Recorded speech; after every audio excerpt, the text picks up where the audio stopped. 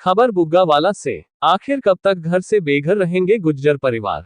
आज बुग्गावाला के नोकड़ा गांव में गुज्जरों द्वारा प्रेस वार्ता कर अपनी काफी समस्याओं के बारे में जानकारी देते हुए बताया कि सरकार द्वारा दी गई कोई भी सुविधा हमें नहीं मिलती, ना ही हमारे घरों के आसपास पानी के नल है, ना ही सरकार द्वारा हमें अब तक रहने के लिए जमीन व मकान नहीं दिए गए। लगातार वन गुर्जरों का सरकार के द्वारा शोषण किया जा रहा है। सुविधा से वंचित वन गुर्जरों को रखा जा रहा है। पिछले कई वर्षों एल से लगातार वन गुर्जर अपनी समस्याओं को लेकर शासन प्रशासन के चक्कर काट रहे हैं, लेकिन उसके बाद वन गुर्जरों की कोई सुनवाई शासन प्रशासन या वन विभाग नहीं कर रहा है। मीडिया के माध्यम से वन गुर्जरों ने अपनी समस्याएं राखी और उत्तराखंड सरकार से आग्रह किया है कि हमारी मांगों को जल्द पूरा करें, नहीं तो एक बड़ा आंदोलन करने के लिए वन गुर्जर बाध्य होंगे। लगभग 200 परिवार ऐसे हैं जिसमें सरकार के द्वारा आश्वासन दिया गया था, लेकिन उसके बाद भी उस आश्वासन पर कोई कार्रवाई नहीं हो रही है। ना ही मकान और ना ही पीने के लिए पानी और ना ही बिजली व्यवस्था। आखिर वन गुर्जर अपना घर परिवार कैसे चलाएं? रिपोर्ट दिलशाद अली। गुर्जर चीला वाली रेंज राजाजी टाइगर से हूँ, जिसमें उत्तराखंड का निवासी हूँ, जो कि वन गुर्जर 1919 से लेकर राजाजी पार्क के जंगलों में रहते थे। 1983 में राजाजी पार्क को टाइगर रिजर्व घोषित कर दिया गया है, जिसमें 83 के बाद कुछ वन गुर्जरों को गैंडी खाता गुर्जर बस्ती में बसा दिया गया है, कुछ लोगों को पथरी में बसा दिया गया है, जिसमें शेष वन गुर्जर 31 मार्च 1998-99 में एक सूची बनाई इन्होंने। सूची में खुफिया सूची बनाकर उसको धाराशाही पे लाया गया है, जिसमें वन गुर्जर सूची से वंचित रखेंगे। सूची से वंचित जब वन गुर्जर है तो उन वन गुर्जरों ने अपनी पीड़ा उठानी शुरू कर दी, अपना दर्द सरकार के सामने रखा। तो हमारे फादर स्वर्गीय नूरालम, जो कि इस दुनिया में नहीं रहे हैं, उसने हाई कोर्ट का दरवाज़ा खटखटाया है। तो हाई कोर्ट ने दिशा निर्देश दिए हैं लोगों को, जो आप सूची सत्यापित करके शासन को उपलब्ध कराइए। उसके बाद सन 2009 में सूची बनी। सूची का आकलन करते हुए सन 2013 में एक शासन आदेश हुआ है 26/11 सन 2013 में, जिसमें 228 परिवारों को चिन्हित करके सामंसूर आरक्षित वन में बसाने का काम किया है, जिसमें पूर्व मुख्यमंत्री विजय बहुगुणा जी सरकार में थे। उन्होंने उनके लिए जगह चिन्हित करवाई, जगह चिन्हित करवा के उनको सामंसूर में बसाने का काम किया। उसमें विजय बहुगुणा जी हटते हैं, हरीश रावत आते हैं, तो उसको गोलमोल कर दिया जाता है। चलता रहा मंथन, चलता रहा मंथन, चलता रहा मंथन। चलने के बावजूद 2017 में भाजपा सरकार आती है और हम हाई कोर्ट का कुंडा खड़काते हैं। तो इसमें हाई कोर्ट के आदेशों के अनुसार, आदेशों की अवहेलना करते हुए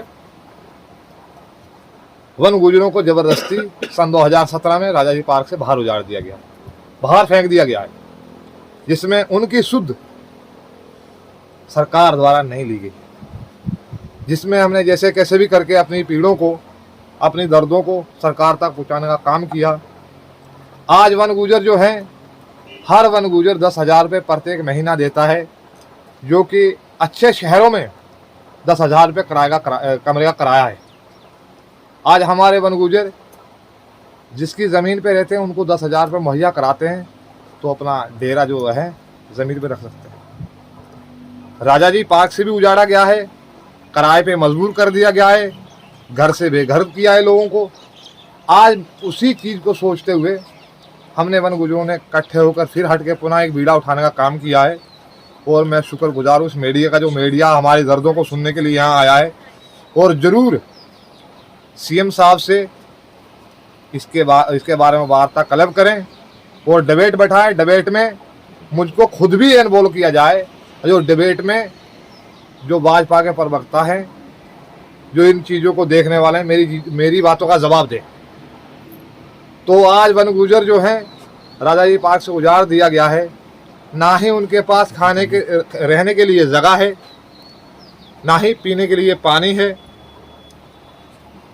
अभी भी हमारे कम से कम 200 घर ऐसे हैं, रात को मोमबत्तियाँ जलाकर जब 1947 में आज हम यहाँ राप्ती नदी पर जो गुज्जर बस्ती है, इनकी 300 बस्तियाँ गुज्जरों की हैं यहाँ पर आसपास।